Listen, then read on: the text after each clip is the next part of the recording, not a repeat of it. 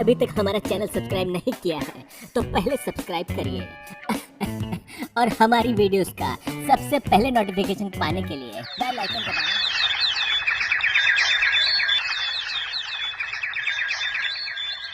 एक बार एक गांव में कन्हैया नाम का एक भोला भाला आदमी रहता था। कन्हैया का उसी गांव में एक छोटा सा घर था। घर में वो और उसकी पत्नी और एक छोटा सा बच्चा रहता था, जो उसकी पत्नी को अभी अभी कुछ दिन पहले ही हुआ था। कन्हैया के पास जमीन तो खूब सारी थी, पर वह सारी जमीन बंजर थी। उस जमीन पर कोई भी फसल नहीं हो पाती थी, जिस कारण वह अपना घर चलाने के लिए एक मुनीम जी के घर पर काम करता था।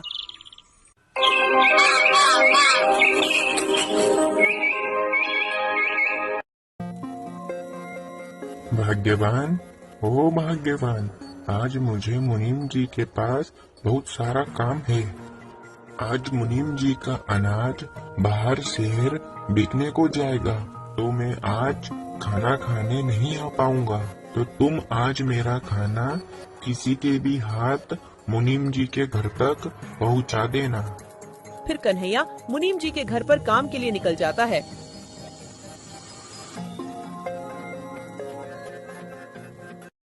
आज तो कोई नजर नहीं आ रहा जिसके हाथ में यह खाना पहुंचा सकूं। लगता है आज मुझे ही खाना देने जाना होगा। कन्हैया की पत्नी कन्हैया को खाना देने के लिए मुनीम जी के घर के लिए निकल जाती है।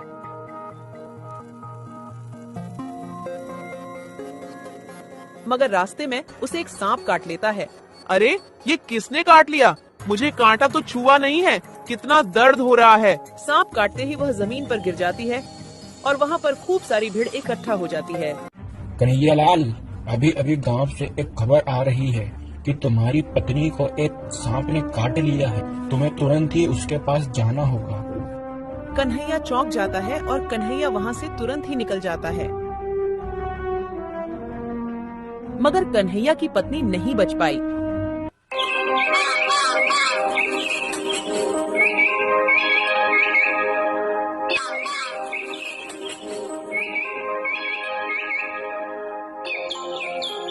सब खत्म हो गया। तुम मुझे और अपने इस बच्चे को अकेला ही छोड़ गई। अब इस बच्चे को मैं कैसे पालूंगा? इससे बढ़िया तो मैं भी मर जाता। अपनी पत्नी के गुजर जाने के दुख में कन्हैया खूब दुखी हो रहा था।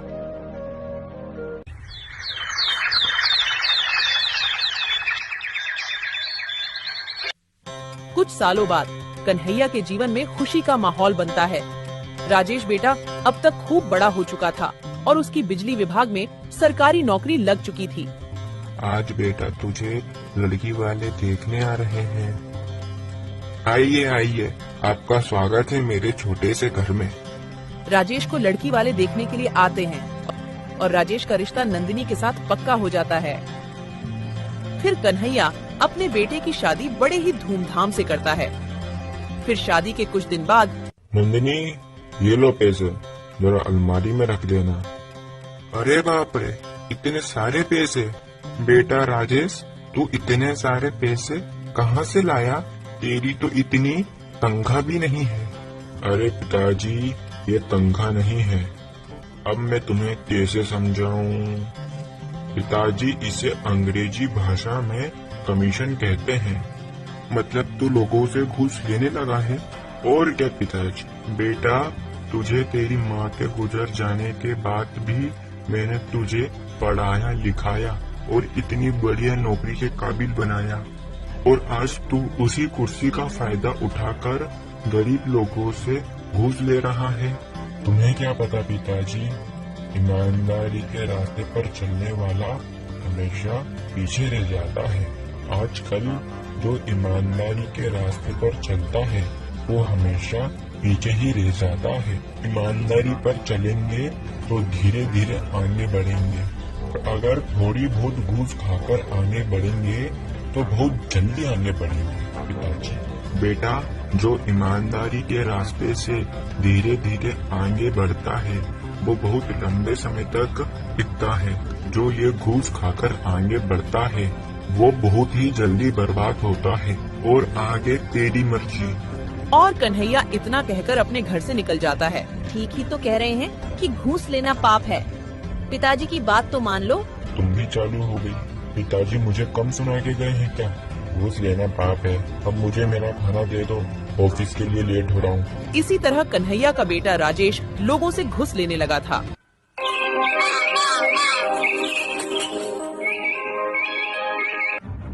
वह हर रोज ढेर सारे पैसे लाने लगा, पर कन्हैया को बिल्कुल भी पसंद नहीं था।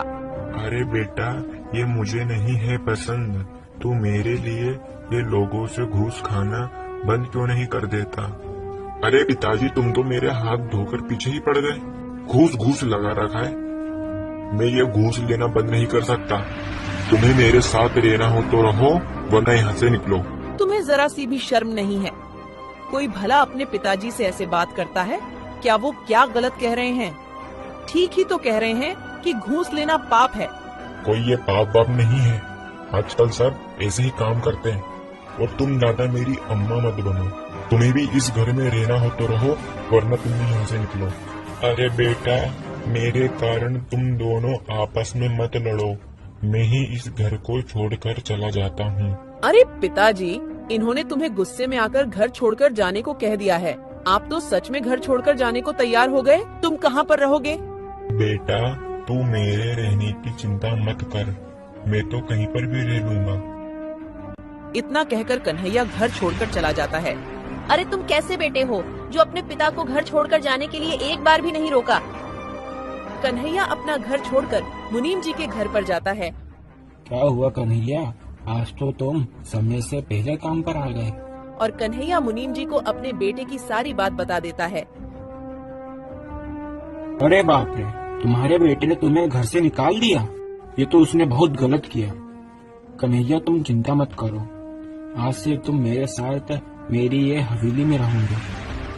नहीं मुनीम जी, मैं तो मेरे खेत में ही रह लूंगा। कन्हैया, तुम वहाँ पर कैसे रह पाओगे?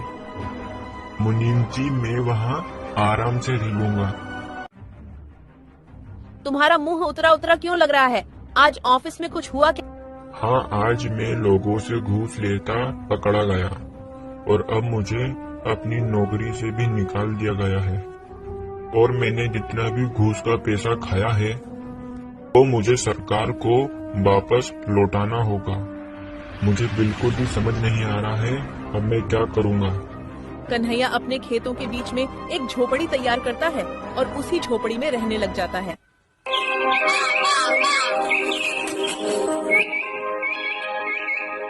मुनीम जी कन्हैया से मिलने उसकी झोपड़ी पर जाते हैं। अरे मुनीम जी, आज तुम्हारा ये मेरी झोपड़ी में कैसे आना हुआ? अरे कन्हैया, आज तुम्हारे लिए एक खुशखबरी है। अरे जो तुम्हारी बंजर जमीन थी ना, वो एक फैक्ट्री निर्माण के काम के लिए खरीदी जा रही है, पूरे 5 लाख रुपए में। क्या 5 लाख रुपए? मुनीम जी, मुझे तो आपकी बात पर विश्वास नहीं हो रहा। अरे मेरी बात पर भरोसा करो, मैं सच कह रहा हूँ। ऊपर वाले ने मेरी सुन ली।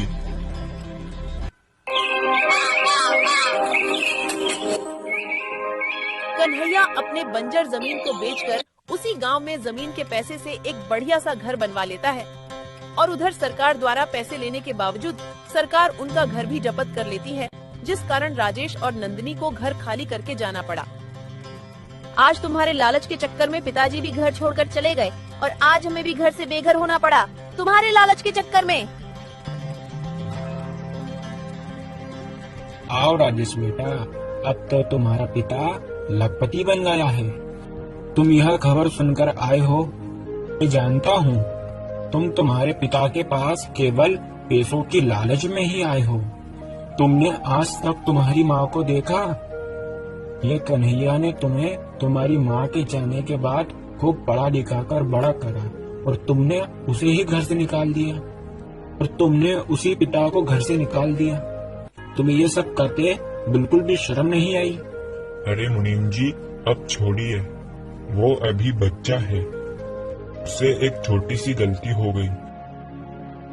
पिताजी, मुझे माफ कर दो, मुझसे गलती हो गई और आपकी बात नहीं मानने के कारण आज मेरे हाथ से नौकरी भी चली गई।